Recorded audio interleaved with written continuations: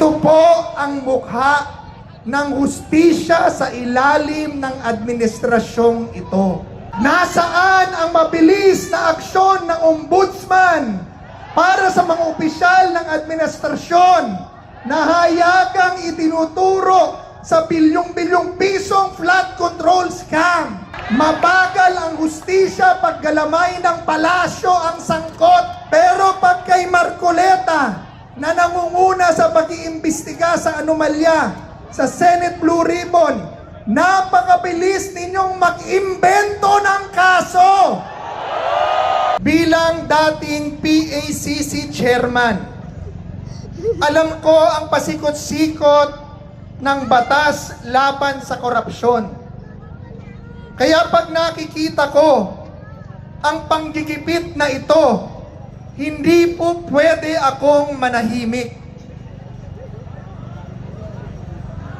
Alam po ba ninyo na ang unang-unang opisinang binuwag, Executive Order Number 1 ng Pangulong Marcos, ay ang opisinang hinawakan kong ang tawag Presidential Anti-Corruption Commission.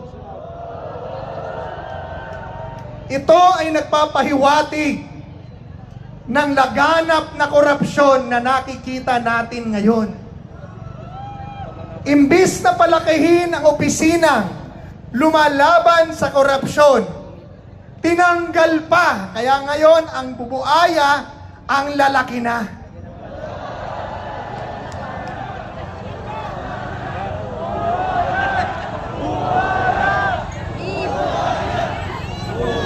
Dalawang araw na po akong nakikinig at nakikipahagi sa ating pagtitipon.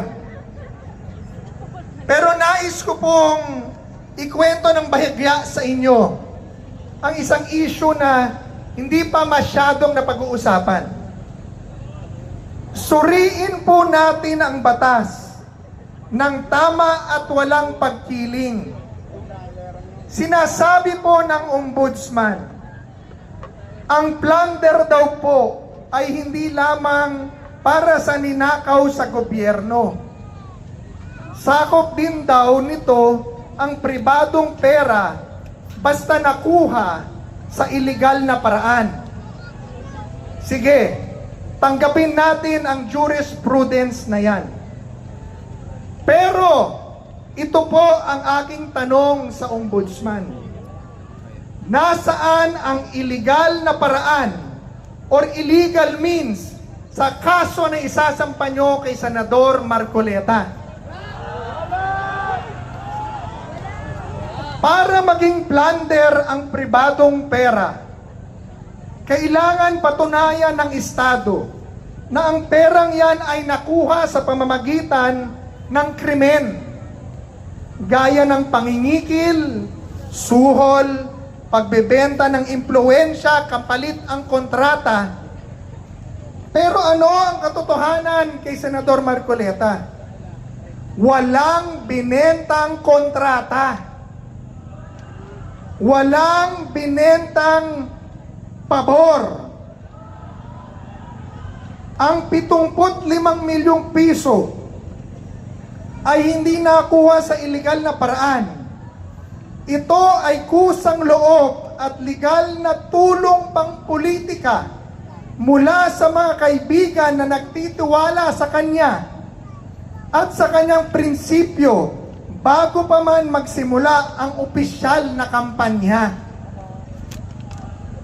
At higit sa lahat, hayag na binayaran ang tamang donor's tax sa BIR.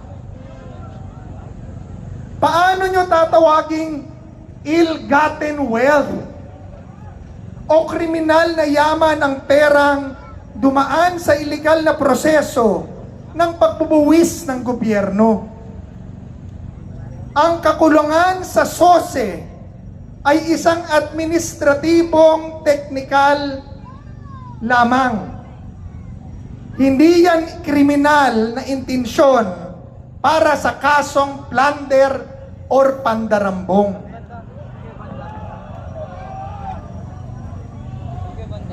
Kung pag-uusapan natin ang donasyon sa kampanya at ang pagtanggap ng milyong-milyon mula sa pribadong tao, bakit si Senador Marcoleta lang ang nakikita ninyo?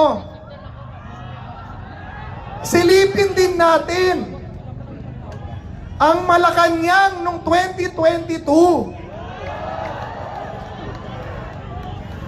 Si Pangulong Bongbong Marcos nakatanggap ng 624 milyon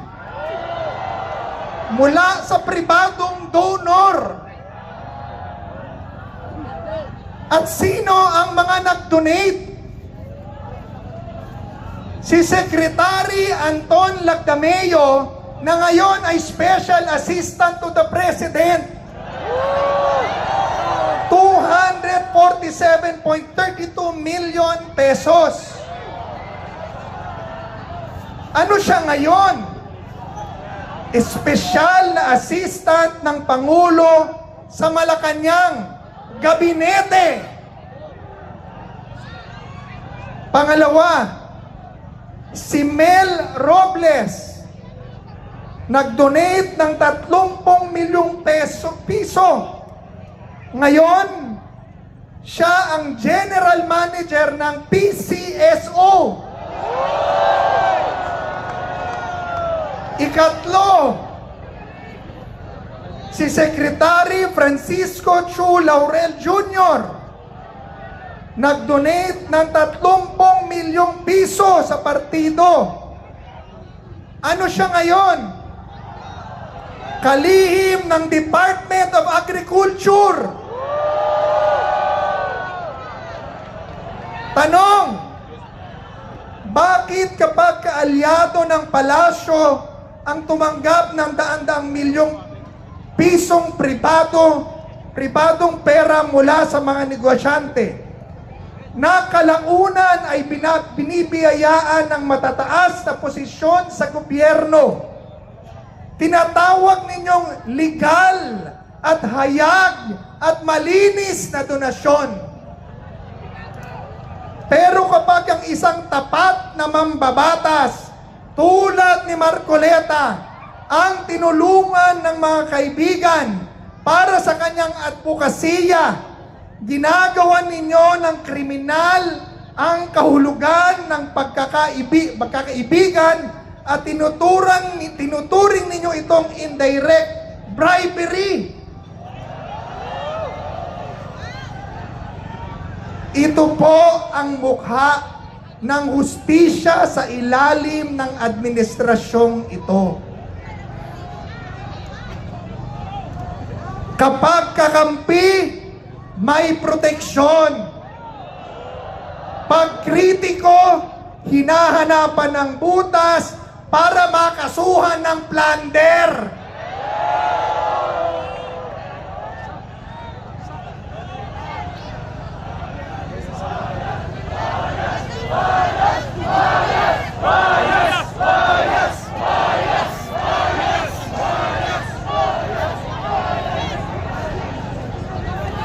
Huwag po ninyo kaming lukohing mga Pilipino. Kung seryoso ang gobyernong ito sa pag-usig sa mga nakakuha ng yaman sa pamamagitan ng illegal means, bakit hindi nyo arestuhin ang mga sangkot sa flood control?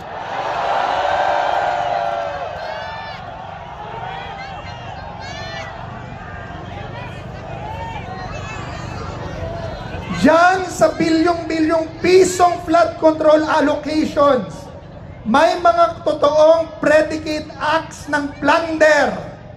May mga testigo na, may mga affidavit na mula sa mga kontratista, may mga katibayan ng malinaw na sinasabi sa nagdaang pagdinig sa Senate Blue Ribbon Committee, 10 hanggang 25% daw ang kickback na dinadala sa maletang pera sa mga kaalyado ninyo sa Kamara. Yan ang totoong iligal na paraan.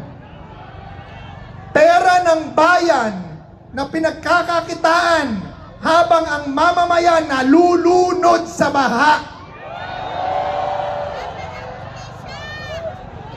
Ngunit, nasaan ang warrant of arrest para sa kanila? Nasaan ang mabilis na aksyon ng ombudsman para sa mga opisyal ng administrasyon na hayagang itinuturo sa bilyong-bilyong pisong flood control scam? Wala! Wala! Mabagal ang hustisya pag galamay ng palasyo ang sangkot. Pero pag kay Marcoleta na nangunguna sa pag-iimbestiga sa anomalya sa Senate Blue Ribbon, napakabilis ninyong mag-imbento ng kaso.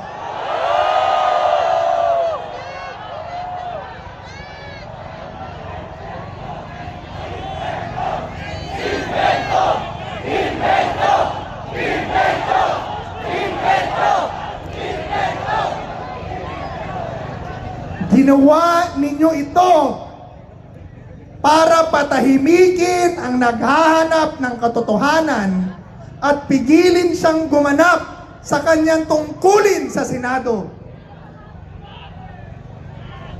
Mga kababayan, dahil sa garapalang panggamit ng kapangyarihan, dahil sa panggigiit ng double standard, kung saan ang administrasyon ay protektado habang ang oposisyon ay pinatatahimik, nawalan na ng tiwala ang taong bayan sa lideratong ito.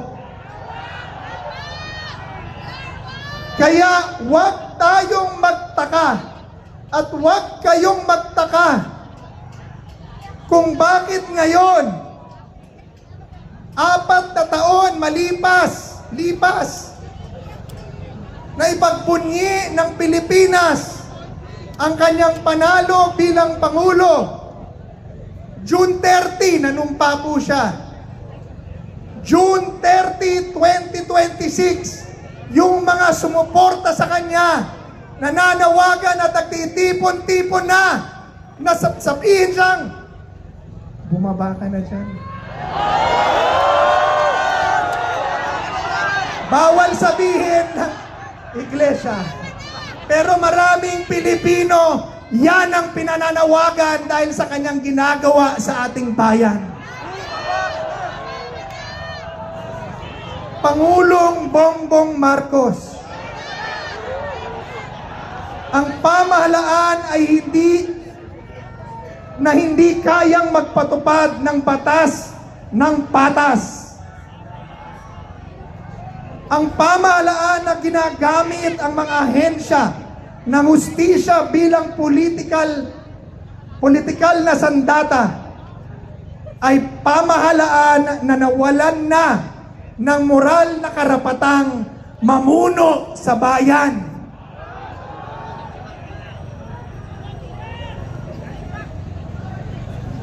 Pero may 2 taon pa siya. Nakakalungkot.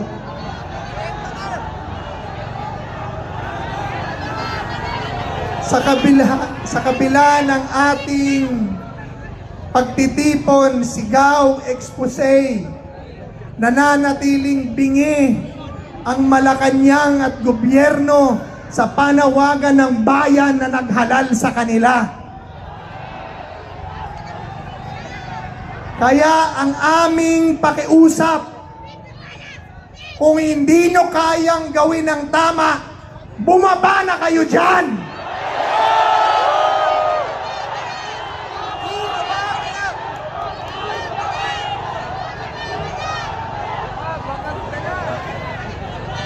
Ngunit, sa kabila ng lahat ng galit at sigalot na ito, may mas malalim akong panawagan. Mula rito sa Liwasang Bonifacio, ako ay umaapila mismo sa puso ng ating Pangulo, President Bongbong Marcos Jr. Nananawagan ako sa iyo. Suriin mo ang iyong puso. Tingnan mo ang iyong konsensya. At gawin mo kung ano ang tama at makatarungan sa mata ng Diyos at ng tao. Bilang pinuno ng bansang ito, tinatawagan kita na pangunahan ang buong bansa na lumapit sa Diyos ng may kababaang loob at pagsisisi at mangakong gagawin ang tama, sapagkat ito at ito lamang ang unang hakbang para ang habag ng Diyos at para sa katubusan at kaligtasan ng ating bansa. Bilang Pangulo ng lahat ng Pilipino, itigil mo na ang paghahati-hating ito. We are one! We are one! We are one! We are one! We are one! We are one! Ipag-isang turing mo ang buong nasyon at ang lahat ng sekta ng relihiyon, partido, at lahat ng grupo. Isang tabi natin ang pansariling pagkakaiba-iba at hidwaan sa politika. Lumapit tayo sa Diyos sa pamamagitan ng panalangin. Panalangin para sa iyong sarili at panalangin para sa buong bayan. Magkaisa tayo na may mababa at tapat na puso na ipatupad ang batas ng patas. Gawin ang nararapat at magtayo ng isang mas magandang bukas. Isang bansang nagkakaisa sa ilalim ng gabay at kapangyarihan ng Poong May Kapal. Kaya ngayong hapong ito, mula rito sa Liwasang Bonifacio, pinaninindigan natin ang ating boses. Hindi tayo aalis. Hindi tayo tatahimik. Hindi tayo matatakot. Ang sigaw natin, katotohanan. Ang sigaw natin, katarungan. Nananawagan tayo sa isang bukas na malaya at patas na imbestigasyon para sa lahat. Kung talagang naniniwala kayo sa transparency, buksan nyo ang mga dokumento sa flood control scam. Ipakita ninyo ang tapang na imbestigahan ang sarili nyong bakuran. Huwag ninyong gamiting technicality o ang technicality ng batas para ikulong ang mga taong humahadlang sa inyong katawalian. Mga kapatid, manindigan tayo para sa totoong hustisya.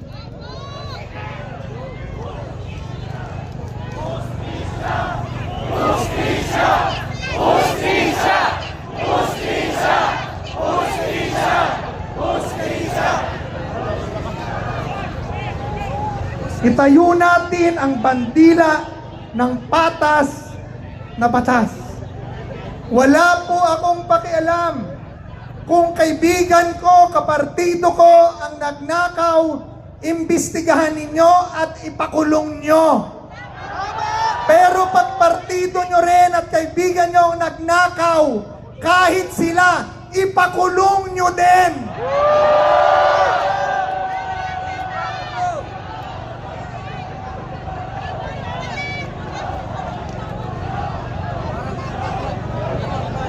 Tapos na po ako. Uulitin ko lang ang pasalamat sa inyong lahat. Believe po ako sa inyo. Kayo ang Pilipino na pinaninindigan ang kanilang boses at nagmamahal sa bayan. Kaya mga kababayan kong Pilipino na nanonood sa TV, Facebook at social media, natatakot pa kayo? Huwag na po kayong matakot. Pumunta na kayo rito, magkaisa tayo. Ayusin natin ang ating bansa. Maraming salamat po. Mabuhay kayong lahat. Maraming salamat po.